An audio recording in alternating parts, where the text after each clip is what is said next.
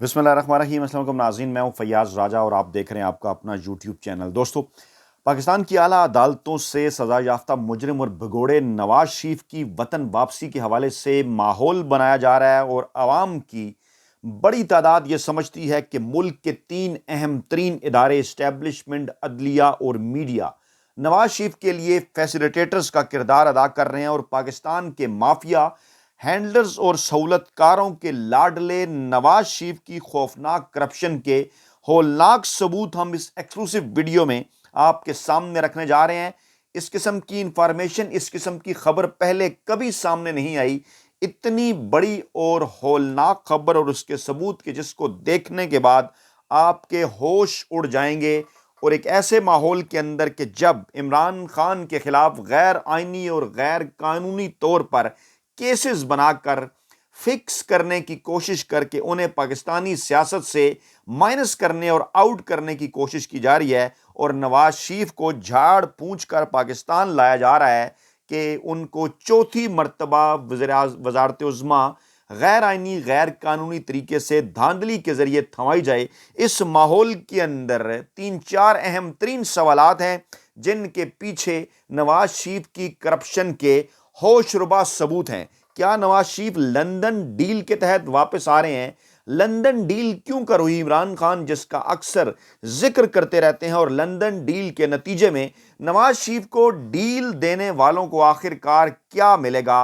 अदालतों से सजा याफ्ता मुजरिम भगोड़े नवाज शरीफ 1999 और 2017 में दो मरतबा इन्हें सजा हुई, दोनों मरतबा ये मुल्क से बाहर कैसे पहुंचे और फिर दोनों मरतबा नवाज शरीफ की वापसी के लिए अदलिया और इस्टेब्लिशमेंट को कैसे इस्तेमाल किया गया। इंतहाई होलनाक और होशरुबा इंकशाफात, ऐसे सनसनीखेज इंकशाफात जो कि आपके यकीनी तौर पर होश उड़ा देंगे। वीडियो में आगे बढ़ने से पहले इसका बैकग्राउंड के इसहाक डार के खिलाफ गैर कानूनी असासाजात का फैसला महफूज कर लिया गया। 21 अक्टूबर को ये फैसला जो है वो सुनाया जाएगा। इसी तरह से जिस तरीके से शहबाज शरीफ, मरियम नवाज के ऊपर केसेस ख़त्म हुए, हमजा शहबाज, नून लीग की क़ियादत, पीपल्स पार्टी की क़ियादत पर केसेस ख़त्म हुए, वो बड़ा ही हैरतनाक वाक़यात थे, बड़े ही सनसनीखेज थे। किस तरह से वो तमाम तर चीज़ें पसे पुश डालकर जो है वो इस किस्म के फ़ैसले जो है वो सामने आए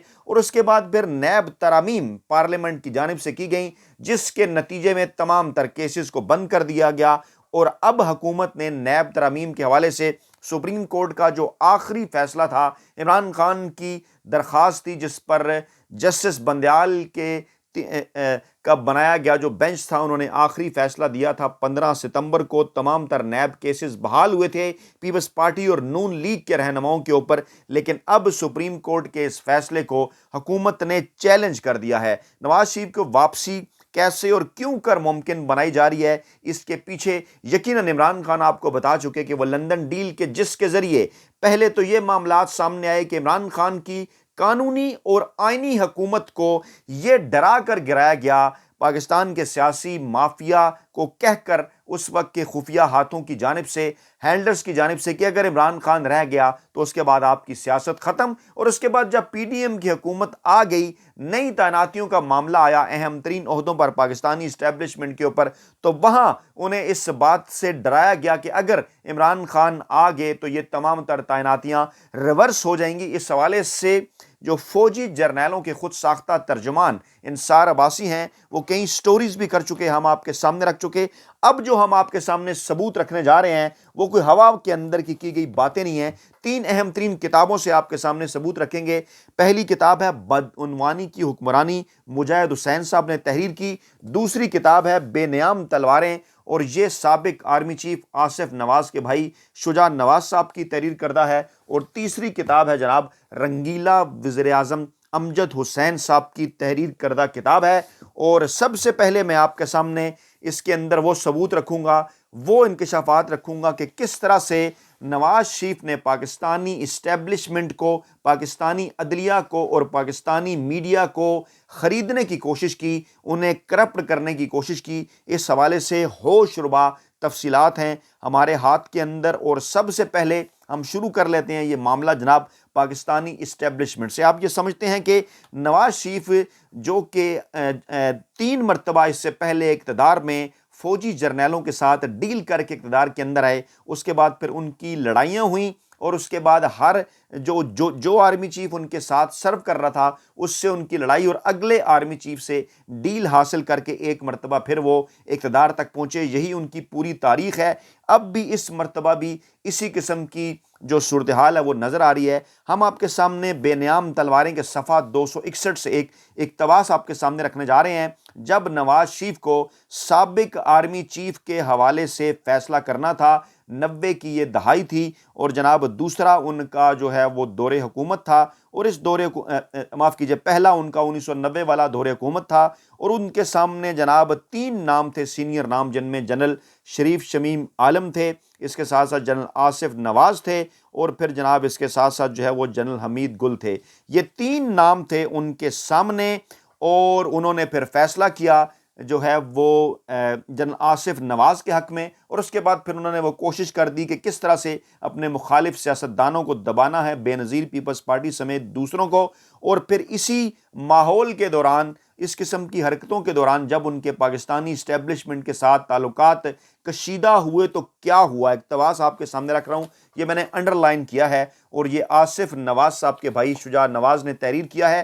ایک بار شریف خاندان کے سربراہ یعنی ان کے والد ابا جی نے ایک نجی تقریب منعقد کی، جس میں دونوں بھائیوں نواز شریف اور شہباز شریف کی طرف اشارہ کرتے ہوئے اس وقت کے آرمی چیف جنرل آصف نواز سے پنجابی میں کہا کہ یہ دونوں تمہارے چھوٹے بھائی ہیں، اگر یہ کچھ گڑبڑ کریں تو مجھے بتانا، میں انہیں ٹھیک کر دوں گا۔ ناشتہ کی میز پر، جو کہ اس موقع کے لیے ترتیب دیا گیا تھا، جنرل آصف نواز زیادہ تر خاموش ہی رہے، اور اس طرح دونوں میں ہم آہنگی یا بے تکلفی پیدا نہ ہو سکی۔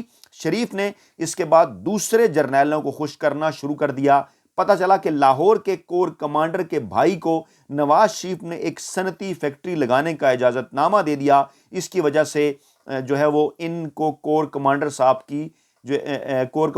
کو ان کی وجہ سے خاصی جھاڑ بھی پڑی۔ کور کمانڈر صاحب کو یہ جھاڑ definitely army chief general Asif Nawaz ہی سے پڑھنا تھی۔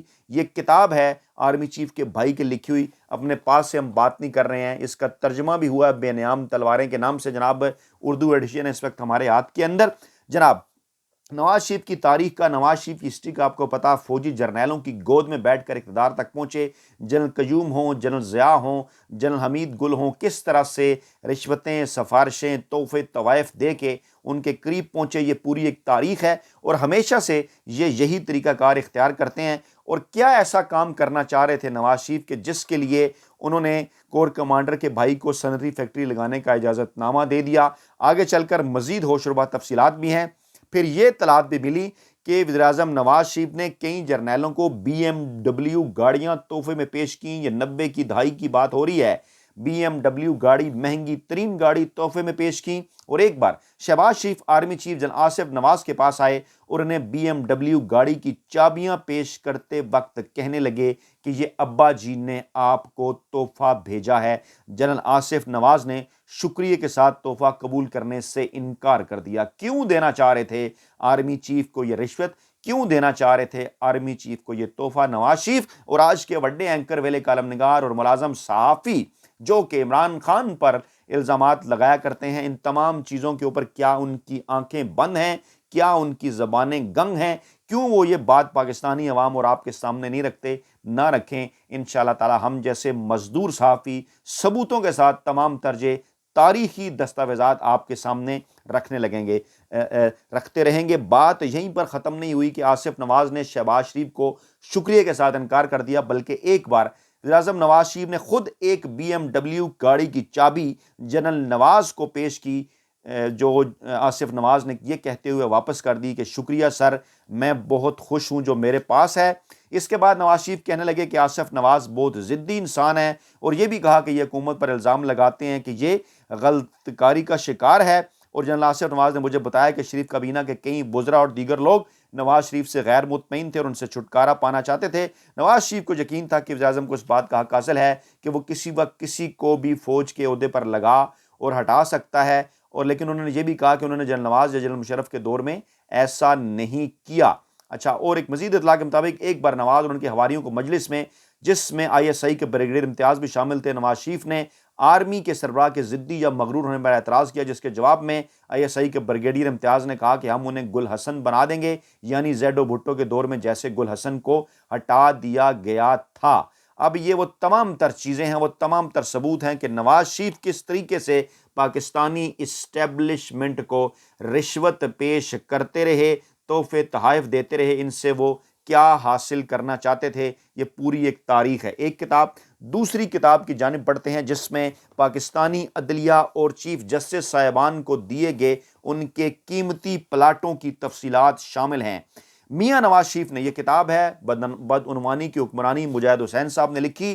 میاں نواز شریف نے جس ماحول میں سیاسی پرورش پائی، یہ مکمل طور پر بدعنوانی اور بد انتظامی کا ماحول تھا۔ اس لیے نواز شریف کے ذہن میں یہ تصور مضبوط ہو گیا کہ ہر شخص خواہ کتنا ہی طاقتور کیوں نہ ہو، بالآخر اس کی کوئی نہ کوئی قیمت ضروری ہے۔ انہوں نے جیسے ضیاء الحق کے مہیا کردہ پیسے سے انہوں نے ارکان اسمبلی کی وفاداریاں خریدیں، اسی طرح انہوں نے بڑی منصوبہ بندی کے ساتھ بیوروکریسی، فوج اور حتیٰ کہ عدلیہ میں بھی اپنے فائدے کے لیے لوگ تلاش کر لیے۔ ذرا حوصلے جوان رکھیں، آگے میڈیا کا ذکر بھی آ رہا ہے۔ جناب نواز شریف اچھے عہدوں پر تقرری، تبادلے اور بھرتی سے لے کر نقد رقوم، طوائف، پلاٹیں، سارے کام کیا کرتے تھے۔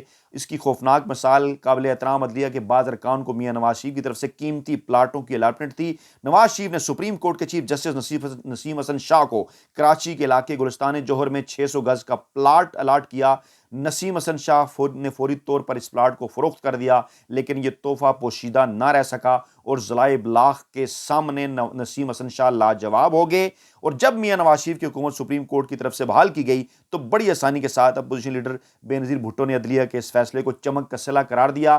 نسیم حسن شاہ نے اس کے بعد ان کے حق میں کیا کچھ کیا، بے نظیر کے خلاف کیا کچھ کیا، یہ پوری تفصیلات ہیں۔ اور اس کی یہ دیکھیے کہ کس طرح سے چیف جسٹس کو انہوں نے اس وقت کے پلاٹ دیا، اور پھر پلاٹوں کی تقسیم لاہور ہائی کورٹ کے جج صاحبان کو پہلا ہدف بنایا۔ 10 ججز کو انہوں نے پلاٹ دیے، جن میں جسٹس محبوب احمد، جسٹس خضر حیات، جسٹس اعجاز ناصر، جسٹس چودھری فضل کریم، جسٹس راجہ افراسیاب خان، جسٹس راشد عزیز، جسٹس خالد پال خواجہ، جسٹس امیر ملک، جسٹس احسان اللہ چودھری اور جسٹس محمد اسلم۔ اور اس کے بعد پھر باقاعدہ طور پر LDA پلاٹوں کی لوٹ سیل لگا دی۔ تیسری کتاب میڈیا کے حوالے سے ہوش ربا انکشافات، 14 وڈے اینکر ویلے، کالم نگار اور ملازم صحافی، تمام کے تمام لوگوں کا تعلق جنگ گروپ کے ساتھ، خود سے میں نہیں کہہ رہا، رنگیلا وزیر اعظم امجد حسین صاحب کی کتاب، باب ہے اس کا نواز شریف کی صحافیوں پر نوازشات۔ یہ پہلے 1986 سے لے کر ذکر ہے، لیکن پہلے 97 کا، کہ 97 کی حکومت میں حکومت کی طرف سے صحافیوں کو لاکھوں روپے بطور امداد انہوں نے دیے۔ روزنامہ جنگ کے کالم نگار عبدالقادر حسن کو 80,000 اس وقت کی بات ہو رہی ہے، ذرا ذہن میں رکھیے، 80,000 لاکھ اس وقت بہت زیادہ ہوتا تھے۔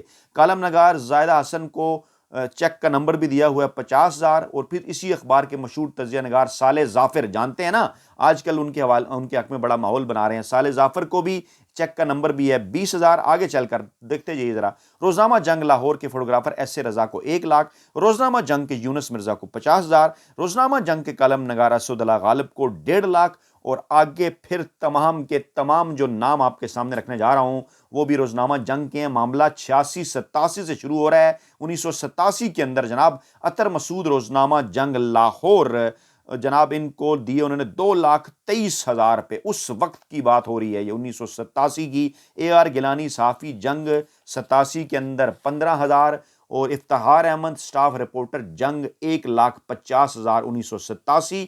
اطہر مسعود ڈپٹی ایڈیٹر جنگ ایک بار پھر 30,000 روپے، یہ 1988 کی بات۔ پھر 1988 جولائی اطہر مسعود چیف نیوز ایڈیٹر جنگ 25,000، اور پھر 22/4/1989 89 پرویز بشیر رپورٹر ڈیلی جنگ لاہور 20,000، اور پھر اس کے بعد 7 جون 89 طاہر رانا سٹاف رپورٹر جنگ لاہور 20,000 روپے۔ یہ جناب دیکھیے میں نے ہائی لائٹ بھی کر کے رکھی ہوئی ہیں تمام تر چیزیں آپ کے سامنے۔ اب ذرا دیکھیے پاکستان کے اندر کون سے 3 ادارے جن کے متعلق پاکستانی عوام کہتے ہیں کہ وہاں پر نواز شریف کی ہمیشہ سے سرمایہ کاری موجود ہے۔ پاکستانی اسٹیبلشمنٹ کا ذکر ہو، پاکستانی عدلیہ کا ذکر ہو، پاکستانی میڈیا کا ذکر ہو، ہمیشہ سے 90 کی دہائی ہو، نواز شریف کی 90 کی حکومت ہو، 97 کی حکومت ہو، 2013 کی حکومت ہو، انہی کی مرہون منت تھی، انہی کے ذریعے نواز شریف کو لایا گیا۔ اور آج ایک بار پھر انہی تینوں اداروں کا استعمال کر کے وہی کام کیا جا رہا ہے۔ ہم کسی کے اوپر اس وقت کسی ادارے کے اوپر الزام نہیں لگاتے، چاہے وہ میڈیا ہے، چاہے اسٹیبلشمنٹ ہے، چاہے عدلیہ ہے، آج کی ان پر کسی پر ہم الزام نہیں لگاتے، لیکن یہ ایک بہت بڑا سوال ہے کہ ماضی میں تاریخ موجود ہے کہ انہی تینوں پاکستان کے اہم ترین اداروں عدلیہ، میڈیا اور اسٹیبلشمنٹ کو کس طرح سے نہ صرف نواز شریف نے کرپٹ کرنے کی کوشش کی بلکہ کئی مواقع کے اوپر انہیں رشوت بھی پیش کی۔ ایسے ماحول کے اندر نواز شریف کو جس طرح سے جھاڑ پھونچ کر لایا جا رہا ہے، پاکستان کے اندر ایک ماحول بنایا جا رہا ہے، یہ یقینی طور پر سوالیہ نشان ہے اور ایک نہ ایک دن تمام تر حقائق ضرور آپ کے سامنے آئیں گے۔ اپنا بہت خیال رکھیے گا، دعاؤں میں یاد رکھیے گا۔ نئی ویڈیو کے ساتھ جلد حاضر ہوں گے، اللہ نے کے مان۔